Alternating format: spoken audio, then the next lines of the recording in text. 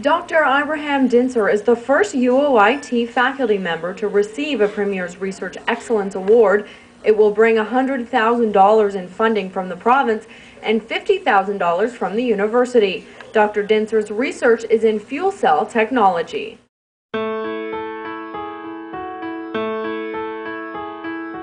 Real people of diverse cultures using the power of their faith to ground their lives and spur them on to amazing heights.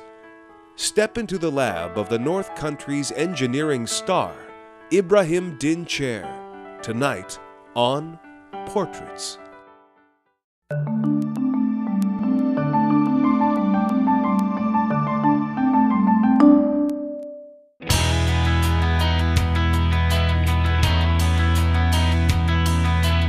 It is America's neighbor.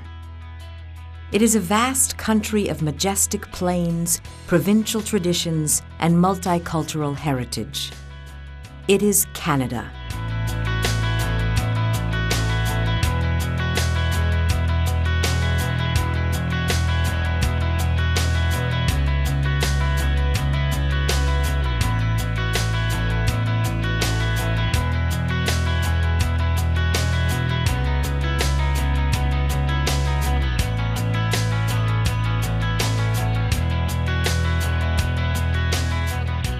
Canada opens its arms to people of all backgrounds, welcoming them with dynamic opportunities for wealth and happiness.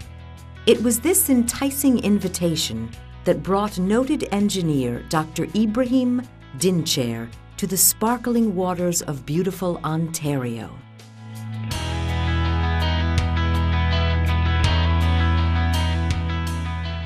Currently working as a programs director for mechanical, automotive and manufacturing programs, and at the same time, of course, taking care of several international activities, and so from journal editorship to actual authorships of various books and conference chairships, and so this is in a broad spectrum.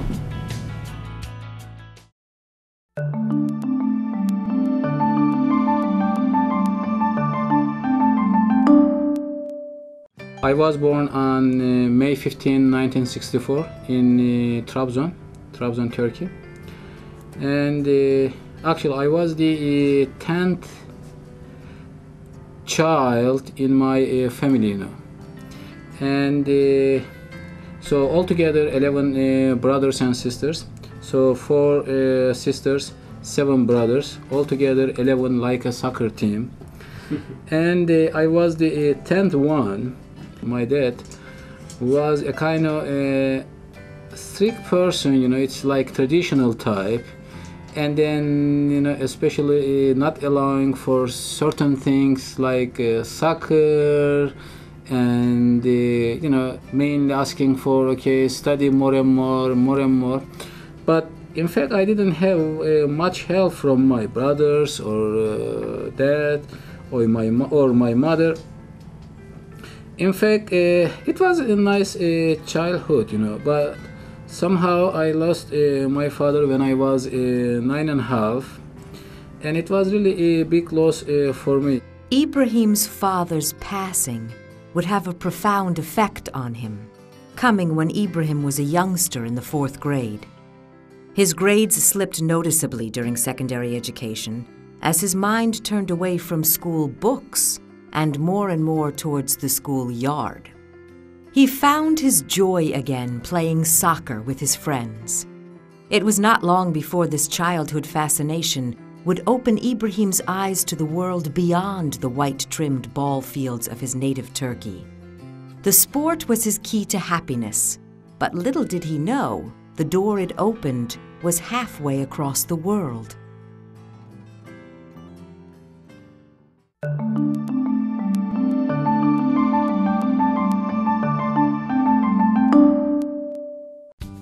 when I was 8, I started playing soccer in Turkey.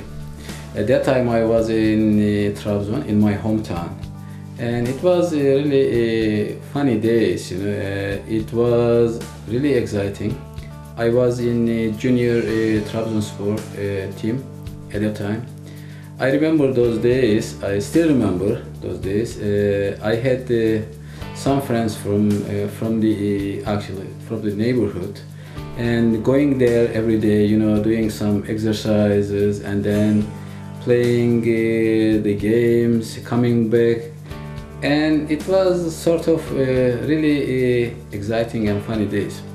So I was a good soccer player, and I was at that time I was even selected for the junior national team, and for some years I played in the junior Trabzonspor team.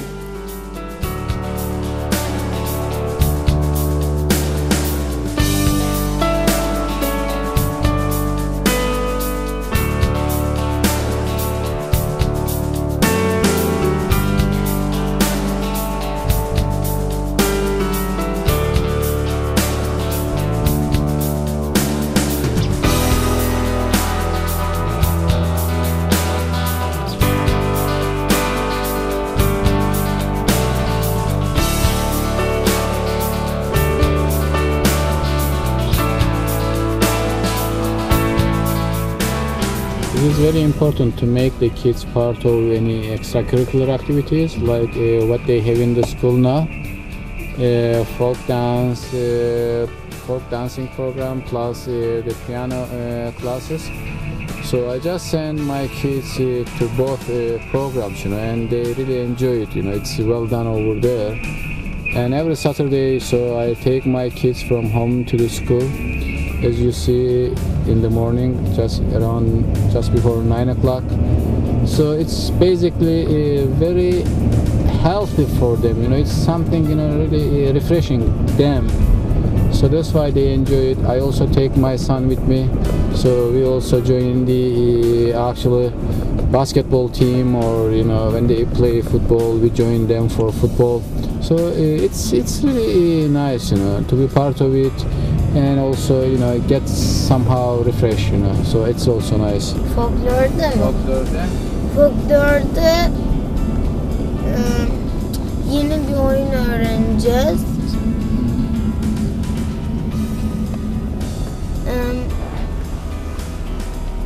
O kadar. Bir de Nuray Hoca'yla da işte bir film izleyeceğiz.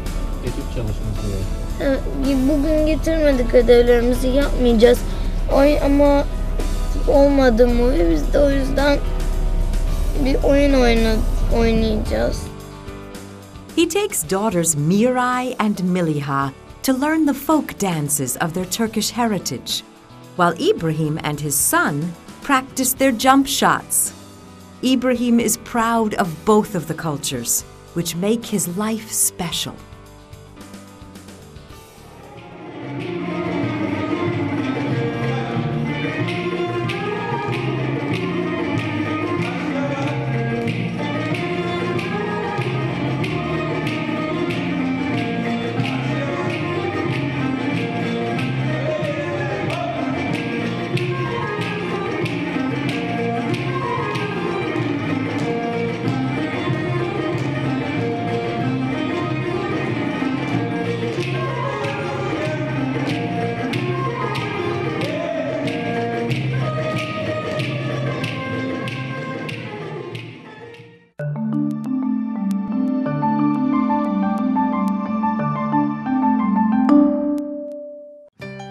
As Ibrahim grew physically and intellectually, he found mental endeavors that challenged his mind as much as soccer challenged his body.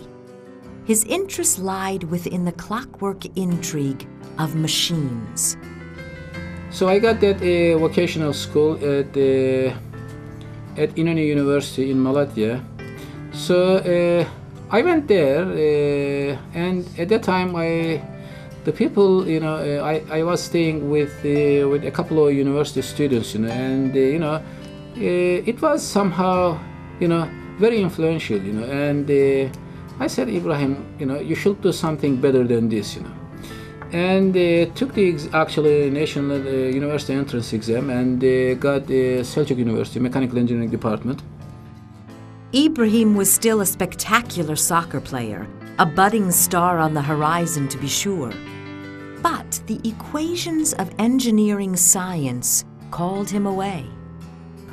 Of course, when I was in Trabzon, my coach was telling me, Ibrahim, forget about, university, why you are, trying to actually get into university, why not actually playing or continuing playing soccer, you will get more popularity, more money, so it's how much money you will be getting if you are an engineer, So I said, I wanna study. So that was a kind of turning point for me. I decided to go for that.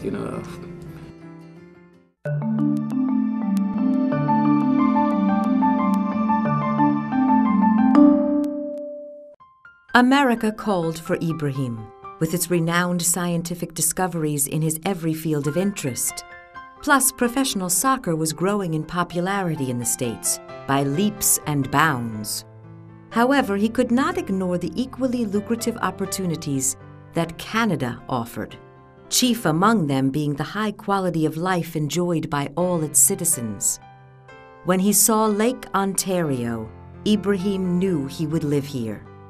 When he met Gulshan, he knew he was home. We met in the cafeteria and I talked about myself. I asked her, what she thinks and my lifestyle and her lifestyle, and she said okay. She was saying okay for everything. So, but there was no outcome, so she went home. She was feeling the same thing, She said, first time in my life, feeling that way, Something really exciting, something really touching. Anyway, so I came to Gebze, and it's a couple of days over there, again talking to each other. So and then decided to propose her, and I asked, I did ask for that. She said okay. And then I went back to Trabzon and so decided to get engaged. Ibrahim and Gulshan share an uncomplicated life of devotion to faith and each other. They raise their children to embrace the opportunities before them. Seize the day. It is a motto that has served them well.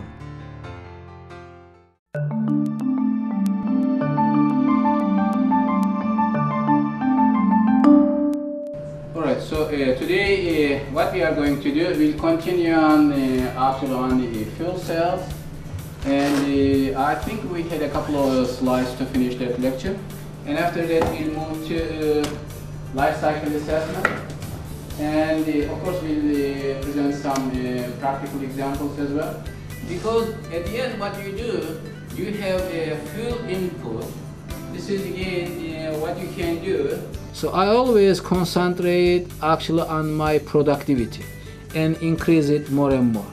So this is again through various activities, like journal activities, and then international publications, conference activities, organizations, delivering keynote lectures, supervising graduate students. So in a broad spectrum.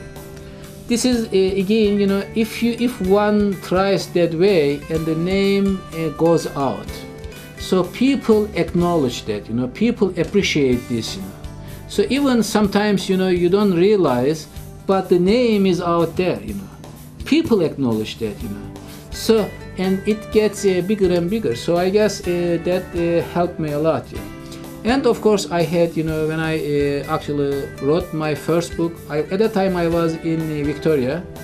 So, and I was contacted by the publisher, Taylor and Francis, and I was actually, at that time I did publish a lot, on food cooling applications.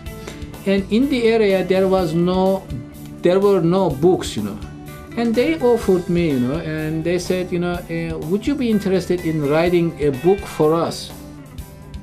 I said, I said, what topics do you think, will be more appropriate? They said, how about these topics? Okay, I said, I can make it on this, on food cooling applications. So that's why my first book came out on heat transfer and food cooling applications.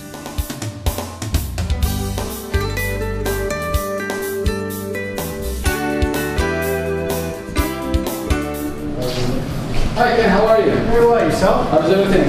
Excellent. So no problem, I guess, up there?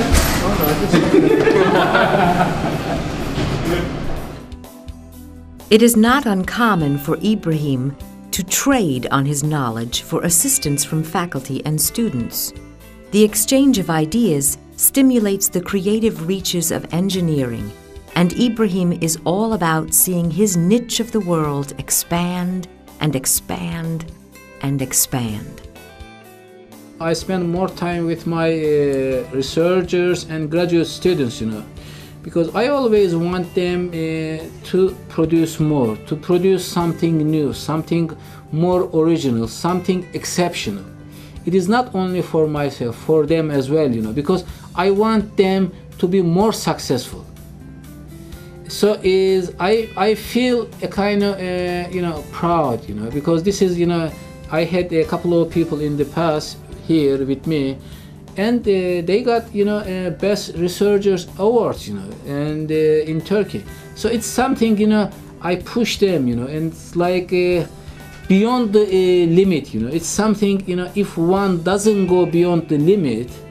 I mean, sometimes people define their limits. Oh, okay, I cannot do anything more than that. No, people can always do more. The setup is very important. How you set your mind. Dr. Dinser taught me for thermodynamics and heat transfer and fluid mechanics. And probably, I think it's safe to say that for me, those two courses are perhaps some of the most valuable that I've taken. Last summer, I was working in the automotive industry, doing pretty much engine component design, particularly dealing with the lubrication systems in the car. And the things that I learned from the fluid dynamics and thermodynamics courses, I'd say, they were instrumental in what I was learning. And I think what made me very successful at my job was what I had learned from Dr. Dinser. So to bring this all together, he was, I think he teaches very effectively. He's definitely played a huge role in our development of UIT. This year he got the research award for being a star researcher here and bringing in lots of research funds and opportunities for students. I know a few of my friends have actually worked for him, and they've had a good time, learned a lot through him. He's dedicated and very knowledgeable about his subjects. So I have been invited by various people, universities, organizations. Whenever I visit those and deliver seminars, I always tell them, share the knowledge, share the information, share the love. This is what will make it even greater, Don't think, oh, if I share this, no, I will lose this. No. It will get bigger and bigger, That's the whole point,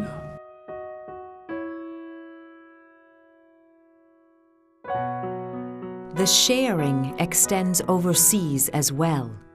Ibrahim routinely invites the most astute engineers of his homeland to assist in research projects, panel discussions, or merely to work in the lab of their dreams. Benim hep hayalimde yurt dışında bir üniversitede araştırma yapmak, ortamı görmek, tanımak bunlar vardı. Ve bütün bunlar İbrahim Hoca sayesinde gerçekleşti. I am invited here as a visiting professor by Professor Ibrahim Dincer. I am very happy that he invited me to do some research here in this university, in this faculty. It is a great environment to do research.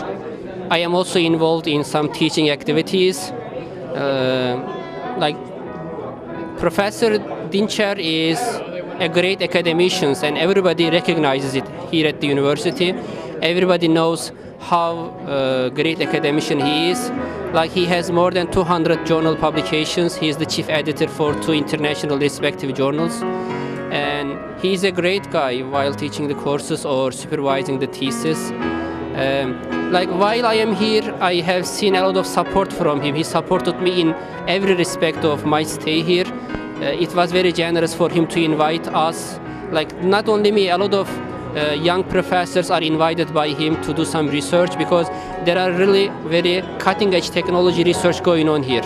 Like hydrogen technologies, fuel cell technologies, storage systems, different renewable energies, their effect on environment. So you can do very important technologically new research in this university, and this is only possible for him so that he invites you. The reward for Ibrahim's work comes twofold. He says his greatest reward is the elation that fills the room when he or one of his colleagues has a breakthrough for the benefit of science and the world. But the scientific community has seen fit to bestow their own honor upon the humble doctor. Dr. Ibrahim Dincer is the first UOIT faculty member to receive a Premier's Research Excellence Award. It will bring $100,000 in funding from the province and $50,000 from the university. Dr. Dincer's research is in fuel cell technology. Our aim, of course, is to make the existing energy systems more efficient, more effective, more environmentally benign, and more sustainable. No one at this university is in the same league as Dr. Dincer. Even if you change the field of engineering to another field of engineering, even if you change engineering to science, in terms of the research publications and what he has achieved, no one even comes close to him. He brings positive energy to the department, like always smiling, always like helps people solve problems. So these are all like his assets for this department, like things that he brings for us. He is a very brilliant person. I can fully rely on him not only in the science but in real life as well. And he helps me to solve all the questions. The question regarding my scientific problems and the question regarding the regular stuff. He's working so hard and still keeps his cool, and dealing with him, always joking around, no matter how difficult task you're handling. He was, when his approach is, whenever things needs to be done, he'll say, okay, it will get done. That's it, and that's what I think, that's why he's so successful as well. And among faculty and everybody, he's well respected. Dr. Dincer does lots of work in advanced fuel cell applications, especially for the automotive sector. He's in fact won an award in Ontario, the so-called Ontario Premier's Research Excellence Award, for his work in fuel cells. And that's very prestigious. Not that many professors get it. It's based on a career of achievement, which Dr. Dincer has even at a fairly young age compared to most winners.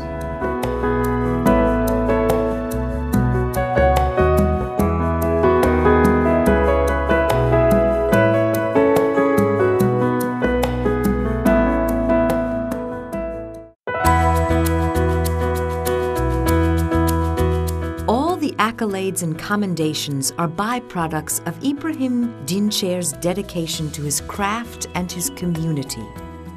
Share the knowledge is not just a phrase to him. It's a mindset, a doctrine that shapes his life and his ambitions. He strives to develop a world that will be better for his children and his students, who will live on in his memory, sharing the knowledge, sharing the love. Ordinary people making extraordinary contributions to the world, opening minds and touching hearts with their stories. Tune in next time for another of life's portraits.